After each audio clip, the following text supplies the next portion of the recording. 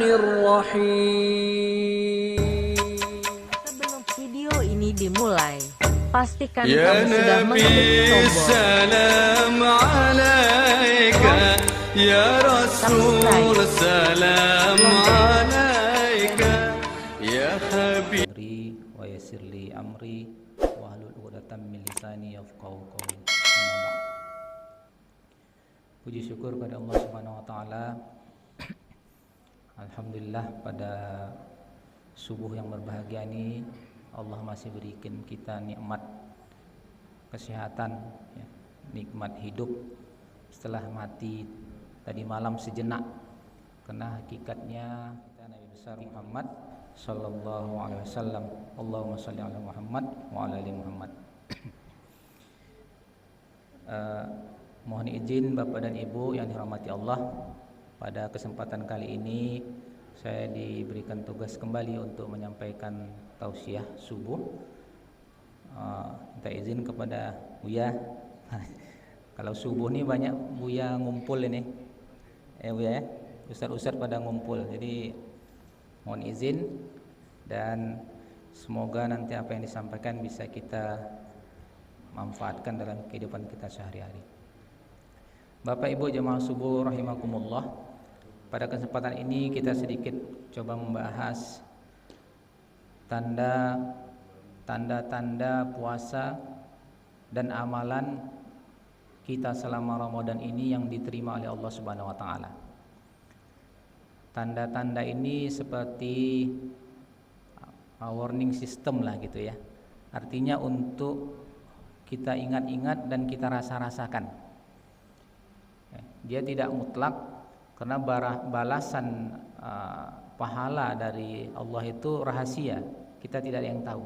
Tapi para ulama memberikan tanda-tandanya, ciri-cirinya, ya, agar kita jadikan pelajaran, kita jadikan warning atau peringatan bagi kita masing-masing. Ya. Yang pertama, tandanya puasa atau ibadah kita itu diterima oleh Allah Subhanahu wa taala, kita dimudahkan dalam melakukan ibadah-ibadah yang lain. Ya. Setelah kita melakukan puasa Ramadan dan amalan-amal lainnya selama bulan Ramadan, tandanya ibadah kita itu diterima, kita diberikan Allah kemudahan untuk melanjutkan ibadah-ibadah kita itu. Ya. Ini disampaikan oleh ulama, barang siapa yang Allah mudahkan ia melakukan puasa Syawal, puasa 6 Pak ya, itu setelah dia penuh melaksanakan puasa Ramadan dan ia melaksanakan puasa Syawal di bulan Syawal 6 hari, itu salah satu tanda Allah menerima amal ibadah puasanya. Ya. Karena Allah memberikan taufik kepadanya, kemudahan kepadanya untuk melaksanakan ibadah puasa sunnah yang lain. Nah, itu salah satu contohnya puasa 6. Puasa 6 ini mulai 2 Syawal Pak ya. 1 Syawal kita haram untuk berpuasa. Kalau orang-orang dulu di kampung mulai 2 Syawal lah mulainya puasa 6 tuh. Boleh berturut-turut, boleh juga dijarak-jarakkan selama bulan Syawal. Ya.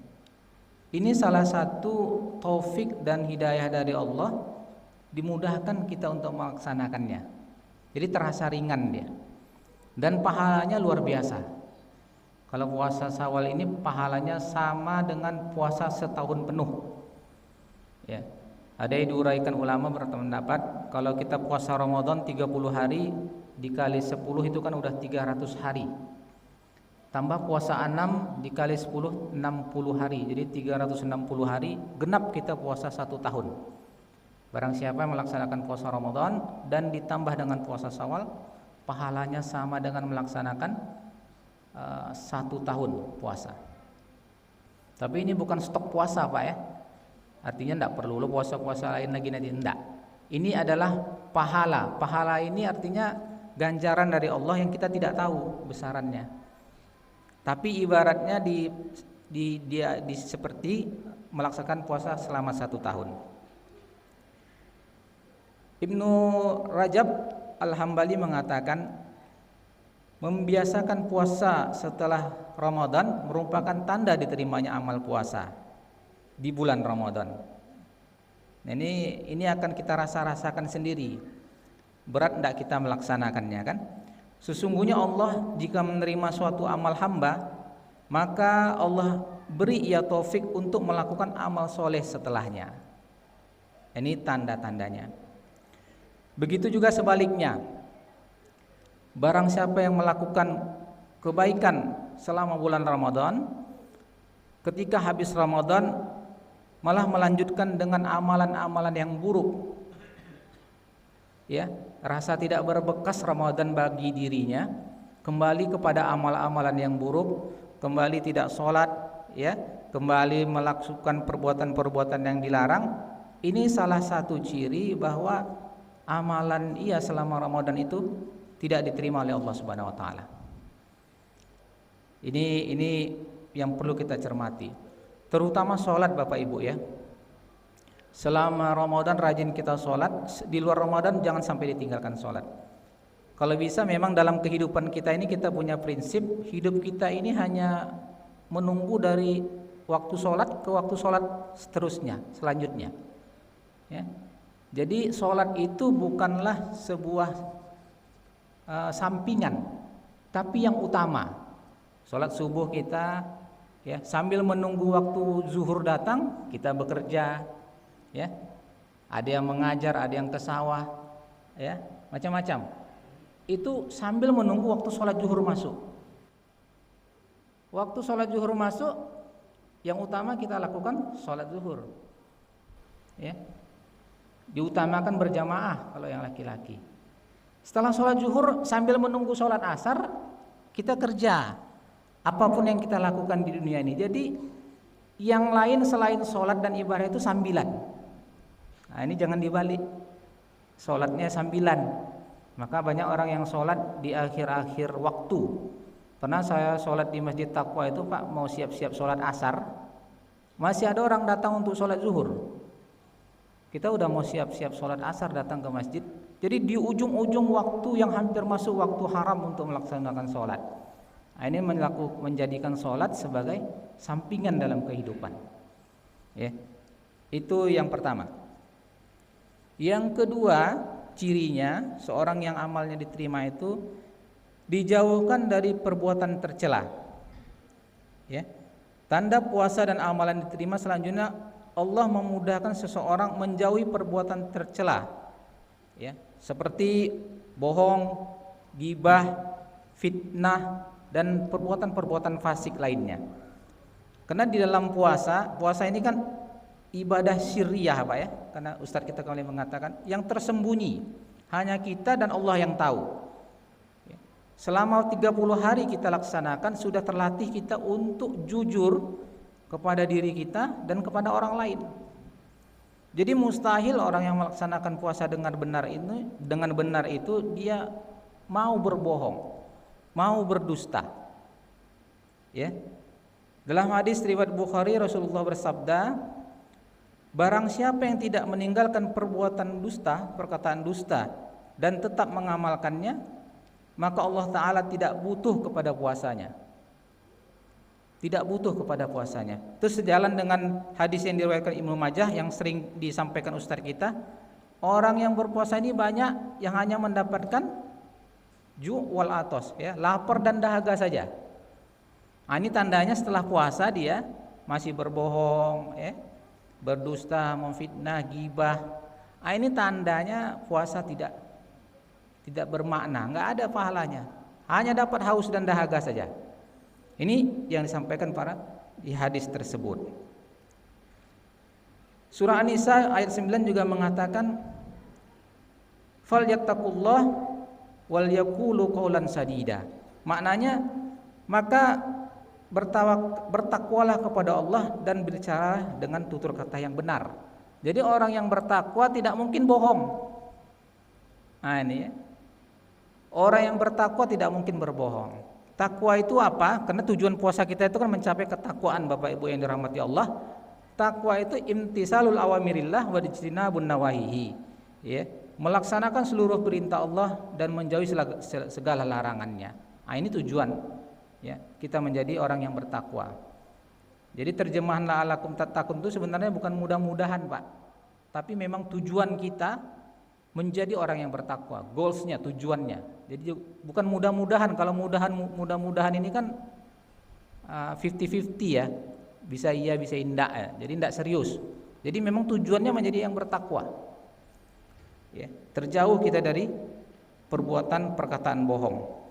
Di dalam surat Al-Hadid juga disampaikan, wa huwa ma'akum ainama kuntum wallahu bima ta'maluna basyir. Ya.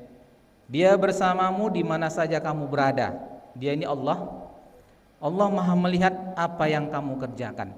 Jadi seorang yang melakukan puasa dengan benar timbul sifat muraqabatullah, merasa diawasi oleh Allah. Ya. Apapun profesinya dia akan bekerja dengan benar. Profesinya profesional. Bukan karena ada atasan dia bekerja dengan benar, ya. Guru bukan karena ada kepala sekolah dia mengajar dengan benar, tapi karena ada Allah yang mengawasi. Dimanapun, apapun kegiatan kita, ada Allah. Itu tertanam dalam jiwa kita. Kalau lamodeko Pak, orang sudah puasa aman negara kok, nak. Ya Pak ya, aman. Tidak perlu mahkamah konstitusi dah. Ya, karena dia sudah merasa diawasi oleh Allah. Kalau pengawasan manusia terbatas, CCTV juga terbatas. Ya, sekarang kan banyak orang semua diawasi oleh CCTV. Nah, kebanyakan fungsi CCTV ini setelah kejadian baru ketahuan, bukan preventif atau pencegahan, tidak. Ya, tapi pencegahan yang efektif itu adalah iman kita kepada Allah, kita merasa diawasi oleh Allah, apapun kegiatan kita, dimanapun kita berada. Ya. Ini yang harus kita tanamkan. Sebuah hadis dialog seorang sahabat kepada Rasulullah. Bertanya sahabat kepada Rasulullah, ya Rasulullah, apakah mungkin seorang mukmin itu apakah mungkin seorang mukmin itu dia pengecut? Mungkin, kata Rasulullah. Kembali sahabat bertanya, apakah mungkin seorang mukmin itu kikir atau pelit? Rasulullah menjawab, mungkin. Kembali sahabat bertanya, apakah mungkin seorang mukmin itu berdusta? Lalu Rasulullah menjawab, tidak. Seorang mukmin yang benar dia tidak akan mungkin melakukan dusta atau bohong. Ini kalau kita di Indonesia ini mayoritas muslim, benar aja semua muslimnya, kita kan mayoritas Pak ya. Nah, itu kosong KPK itu. Tidak ada kasus. Sejahtera rakyat ini. Kalau memang benar-benar seorang muslim itu menjadi seorang mukmin yang beriman. Itu Bapak Ibu yang dirahmati Allah. Yang ketiga, ciri-cirinya amal puasa kita ini diterima dan ibadah kita diterima itu, Allah memberikan kehidupan kita kehidupan yang baik. Ya. Kehidupan yang baik ini bukan dimaknakan setelah Ramadan dia makin kaya, ya, dia makin kelihatan perubahan dalam kehidupan keduniaan, bukan. Yang makin baik ini seorang yang ibadahnya baik dan diterima oleh Allah itu merasakan ketenangan dalam hidupnya. Nah, ini merasakan ketenangan ini yang sulit Pak. Ya, belum tentu orang kaya itu bahagia. Ya. Dan bahagia tidak harus kaya. Belum tentu orang kaya itu tenang. Ya. Jadi ketenangan ini yang diberikan, dianugerahkan oleh Allah kepada orang-orang yang ibadahnya diterima oleh Allah Subhanahu wa taala. Dan dia akan menjalani hidup itu dengan baik karena dijamin oleh Allah Subhanahu wa taala. Sebagaimana Allah firmankan dalam surah An-Nahl ayat 97 ya. Man amila soliham man zakari wa au unsa wa huwa mu'minum fala nuhyiyannahu hayatan thayyibah wa lanajziyannahum ajrahum bi ahsani ma kanu ya'malun. Artinya, barang siapa yang mengerjakan amal soleh, baik laki-laki maupun perempuan, dalam keadaan beriman, ya, melaksanakan amalan soleh itu karena iman, dalam keadaan beriman, bukan karena selain Allah, maka sesungguhnya akan kami berikan kepadanya kehidupan yang baik, dan sesungguhnya akan kami beri balasan kepada mereka dengan pahala yang lebih baik dari apa yang mereka kerjakan. Tidak bisa kita hitung, Pak, apa balasan Allah itu, tapi terasa kehidupan kita itu baik, berkah, tenang gitu ya. Bukan tidak ada masalah. Ya. Kalau yang tidak ada masalah itu malaikat. Kalau manusia selagi hidup kita, Pak, memang tempatnya masalah. Kita hidup ini memang tempatnya masalah, tidak bisa terhindar dari masalah. Tapi Allah berikan hidayah, Allah berikan kemudahan kita melalui dan menyelesaikan seluruh permasalahan kita. Ya. Tidak mungkin hidup ini tidak ada masalah. Yang tidak ada masalah nanti di surga kita, Pak. Tidak ada masalah, kenikmatan aja isinya semua. Ya. Di padang mahsyar nanti lebih banyak masalah lagi. Pertanggungjawaban di mahkamah Allah, ya, lebih banyak masalah yang akan kita hadapi. Maka ketika kita beribadah dengan benar, dengan iman, insya Allah kehidupan kita akan lebih baik, lebih tenang, dan diridai Allah Subhanahu wa taala. Inilah beberapa tanda-tanda atau ciri-cirinya yang kita bisa jadikan sebagai tolak ukur dan bisa kita jadikan peringatan ketika setelah Ramadan nanti agak-agak futur kita, Pak, ya Ibu ya, agak-agak malas beribadah, eling lagi, ingat lagi. Nah, ini jangan masuk nanti ke tanda-tanda ini nanti kita, ya. Jadi sebagai peringatan bagi kita, sebagai juga motivasi bagi kita untuk selalu tetap dalam ketaatan dan tetap dalam nuansa ibadah. Ya, ingat tadi yang saya sampaikan bahwa hidup kita ini menunggu datangnya waktu sholat. Nah, ini ya coba ditanamkan dalam hati kita. Ya, ibadah yang utama, yang lainnya sampingan. Istilahnya fasilitator. Ya, uang itu fasilitator supaya kita bisa enak beribadah, biar bisa banyak berinfak, ya kan? Apalagi kendaraan fasilitator juga. Untuk mudah kita ke masjid, untuk mudah kita bekerja, setelah bekerja dapat rezeki, mudah beramal, ya kan? Mau haji sekarang mahal, Pak, umroh mahal. Kalau nggak ada duit gimana? Nah, itu fasilitatornya, cari rezeki untuk dapat beribadah. Ya, mungkin itu yang saya sampaikan. Mohon maaf jikalau ada kata-kata atau penyampaian saya yang tidak pada tempatnya. Kebenaran datangnya dari Allah, ya. Kesalahan saya mohon ampun kepada Allah Subhanahu wa taala. Billahi taufiq wal hidayah. Assalamualaikum warahmatullahi wabarakatuh.